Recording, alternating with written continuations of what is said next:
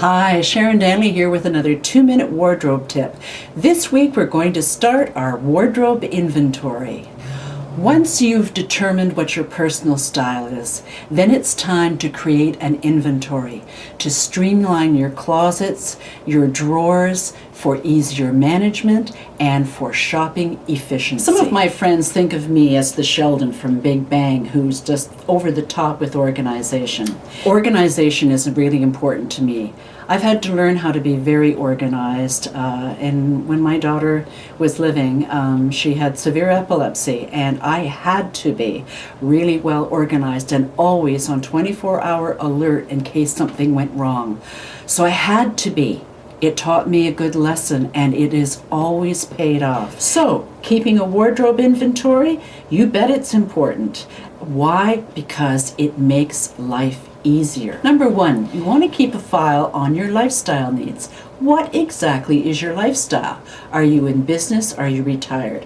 What are your leisure activities, sports or relaxation, special occasions? Prioritize and list how much time is spent in each of the areas in your life.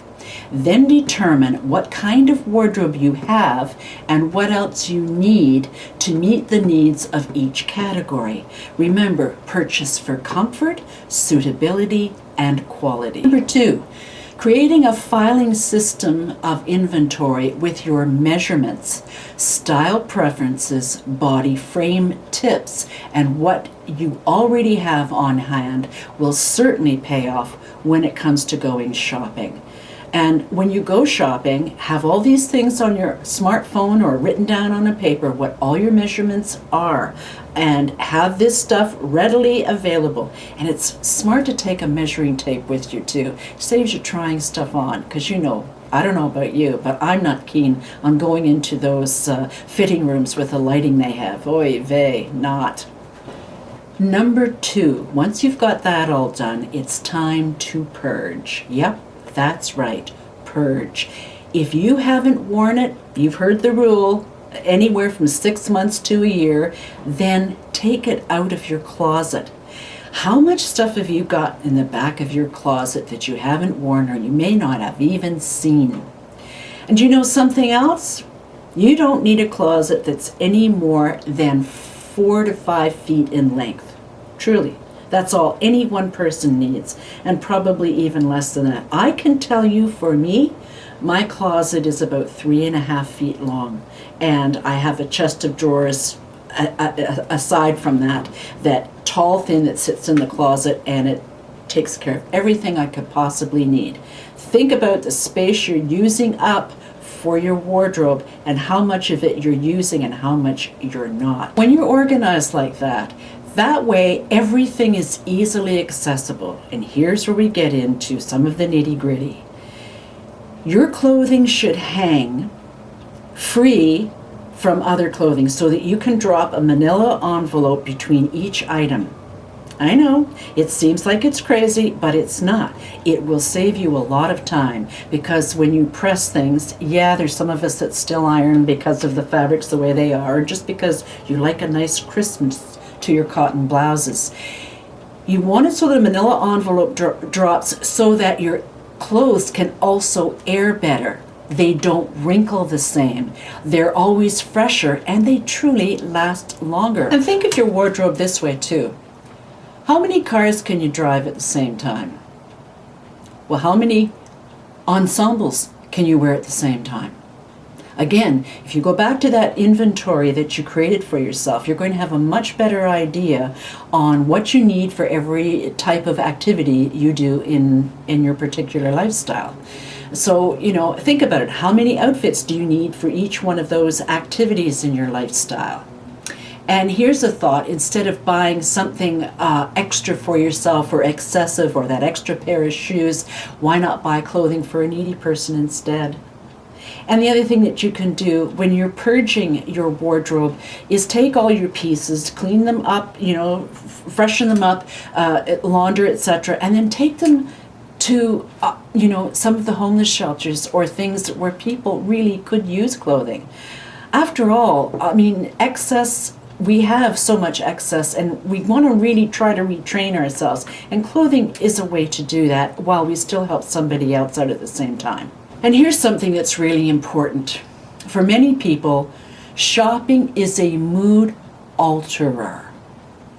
It can be an addiction.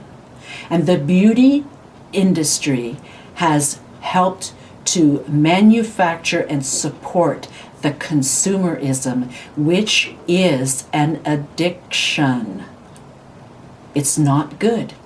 So being organized is a way to get around that. Remember, if you don't plan your life, it runs you. It's the same with your wardrobe, with your hair wardrobe, with your makeup wardrobe, all of those things. If you don't have them organized and you run them and you decide, they'll overtake you. To reiterate, getting to the foundation of a well-managed wardrobe, and I'm not talking Spanx here either, in your drawers, your closets, your jewelry boxes, everything where you have anything that you wear on your body. You want to feel terrific in every item that you wear. And if it's not congruent with the image that you're trying to project, or the company that you're representing, or anything like that, or it's outdated, it doesn't fit perfectly, is worn, or it's nostalgic, time to let it go. How can you dress well with a crammed closet, or with clothes that don't quite look right, or, oh, I'll lose that 5 or 10 pounds, or I'll gain that 5 or 10 pounds, or, add a number or detract a number, whatever it is for you. Your wardrobe should fit and look good and work for the use that you need it for currently. And when it's timeless and classic, it'll always be current. Now, when it comes time to putting them back in the closet, or wait a minute, let me back up here. When I say purge too, and here's something else that's important to do, take all your clothes out of your closet, all of them, everything. Make it bare bones, and only hang up what fits right, what looks good, and what makes you feel good. And if you've only got 3 outfits in there, so be it. Take the other things, put them in a box, label them, put them aside if you want for a while, or give them away. Better to have 3 outfits where you look and feel great than to have 15 to 20 that are just kind of okay, or they don't work, or you hardly ever wear them. And something else to keep in mind, hang in season and or in color range, or put ensembles together. That's another way of really knowing. As an example, how many white blouses do you have, or do you need? Best to put all your white blouses together rather than having them in different places of your closet. That way you know exactly what you've got. And when you see a white blouse, let's say you're out shopping, you think, oh, I love it. Think about it. Do you have enough white blouses already? Or are you prepared, if you buy that one, to remove one from your closet? Makes you think a lot more and plan a lot better, so that your wardrobe serves you, not the other way around. So what I'm talking about here then is the feng shuiing of your closet. The oriental design of system placement is what feng shui is in anything. So, including friends and acquaintances and everything else. So it's not just the home, but the closet, your wardrobe, and everything else. I have to say, it's such a weight off when you don't have more than you can handle. So purging is really important, and making that inventory before you purge, so you know exactly where you stand. So then you've got yourself a roadmap. You've got a design in place. And so then when you go to buy anything new, or you need to augment what you have, you know exactly where you're going and what you're going to be looking for, rather than just going shopping and buying whatever kind of looks good at the time. I never shop that way. I always shop with a purpose in mind. If something hits me and I think, then I go through the filing system in my mind. How many different ways can I wear that? Do I really need it? Do I already have something very similar? Is it an addition, or is it going to be a replacement? Those are all the things that go through your mind, but they won't go through your mind if you don't do an inventory and you don't purge. Okay, ladies, enjoy both, and we'll see you next time.